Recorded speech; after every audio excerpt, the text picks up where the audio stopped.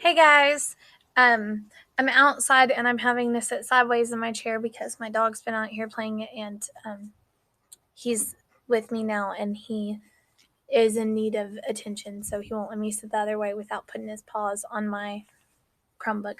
Hey, hi, Moosey. This is Moosey. You've probably seen him like 1,000 times. Okay, so today is Monday, November the 2nd. Well, when you're watching this, it will be.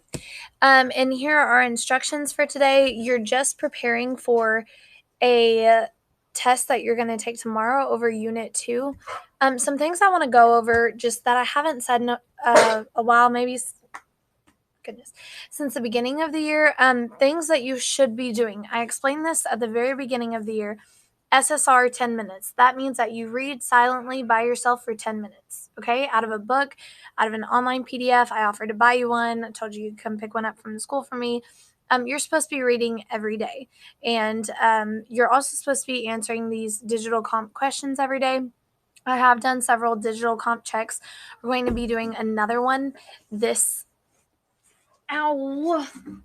Get off of my foot, Moose. This coming week. So please, please, please make sure you're doing those. The instructions are still there from like the third day of school if you want to go find them. Also, I shared the sample digital comp with you. From here on out, you should have an MLA heading on the first one. And then from here on out, it should just be today's date. So like 11-3, and then you answer the question. You don't have to type the question, just answer it in complete sentences, okay? Paragraph format. So, but today's you're writing a short poem of 5 lines, okay, about Sleepy Hollow. It can be as creative as you want. You do not have to rhyme, okay? It can be free verse if you want, but still make it poetic, right? And it has to be about Sleepy Hollow. My in-person kids had a hard time understanding that. Okay, you can't just write a poem about your crush. I had somebody do that. That's fine and wonderful. You can do that whenever you want. But for this purpose, it needs to be about Sleepy Hollow. Okay, and then you're going to go down here and read 2 poems. Now, I hope you're watching this because this is important for the Kahoot quiz you're going to take. These poems, their titles are very similar. This first one is called The Legend of Sleepy Hollow. Same exact thing as the story. The second one is called An Ode to the Legend of Sleepy Hollow. Okay, but I'm referring to them by the first or the last name or username rather of the men who wrote them. So I got these off of a website. It's just people who really enjoyed the story and wrote a poem about it. This one is Shakhnovsky's. I don't know if that's his real last name or if he's trying to sound like a Russian author. Could be both. I don't know. Sounds cool though.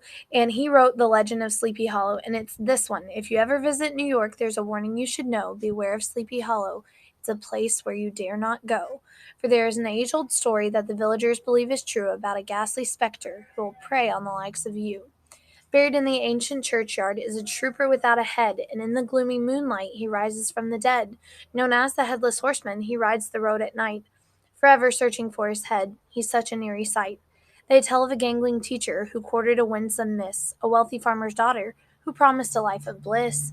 But she had another suitor, a formidable young man. They're talking about Brahm here, right? Who vied with the crafty Ichabod for the lovely maiden's hand. Rebuffed by his intended, which means Katrina rejected him, Ichabod was riding home through the darkened woods, fearful and alone.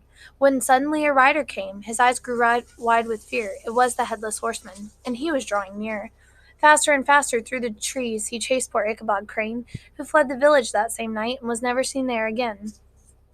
Okay, I'm gonna read you the second one. I'm sorry I'm reading through these quickly, but my computer is about to die and my house is crazy right now because there are 2 babies inside and they're loud. This is Night 70, so when you play the Kahoot, this one will be referred to as Night 70s, and the first one will be referred to as Shakhnovsky's. This is an ode to the legend of Sleepy Hollow, and the first one is just the legend of Sleepy Hollow. Death itself beckons its headless horseman, once entombed in a legend beheaded. He spills flesh, bone deep, seething misfortune. My spindly frame haunted, my skull shredded. Okay, so my spindly means kind of like, it comes from the same root as spine, so it means long, lanky. So if we're thinking about the narrator of this is long and lanky, and he's talking about my skull shredded and the headless horseman, we know from the start that the narrator is Ichabod Crane. So it's from Ichabod's point of view. The other one is not. Hoofs shatter midnight on wet birch below, a blood moon's bridle for his phantom steed. Gunpowder neighs in its murderous glow, while I, Ichabod Crane, have yet to bleed. A sinful search for his head left behind devours me, cloaked in Hessian vengeance. His blade shimmers, its whisper most unkind. I fear the steel of unholy presence. I bear no ill will for Sleepy Hollow. Alas, fate may yet claim my tomorrow. Okay, so in this, Ichabod is not dead yet, right? And he's saying he doesn't hold it against Sleepy Hollow. It's just one of those things. Also, you notice this one is a lot darker than the first one. The first one kind of warns you, like, hey, don't go, if you ever go to New York, be careful. But this one is very, like, gruesome, right? Also, another thing I wanted to point out, this is a Shakespearean sonnet. So what that means is it's made up of five quatrains, right? Or I'm sorry, three quatrains and then a couplet at the end. And Shakespearean sonnets are just written in a certain meter, and they do that to be rhythmic and slow. And in this, it gives us like a very it gets the point across. Okay, so I bear no ill will for Sleepy Hollow. Alas, fate may yet claim my tomorrow. So by making the end a couplet, which means just 2 lines instead of a quatrain, which is 4, it makes it very sudden and short, and it gets the point across. And it's kind of like a creepy, eerie vibe. Shakespearean sonnets can be used for typically for love poems, actually, but it's a very rhythmic way, and it's adding a certain essence to it. In this case, it's adding kind of a creepy essence. So I think that's all I needed to cover on those. Please read them on your own again before you take this Kahoot. When you're finished, screenshot your score on Kahoot, okay, on your Chromebook, or even if you take a picture on your phone and upload it, whichever. And then upload it to the link that says here, okay? If you do not do that, your work for today will not count. So please do so. Test tomorrow. Good luck, and I'll see you then.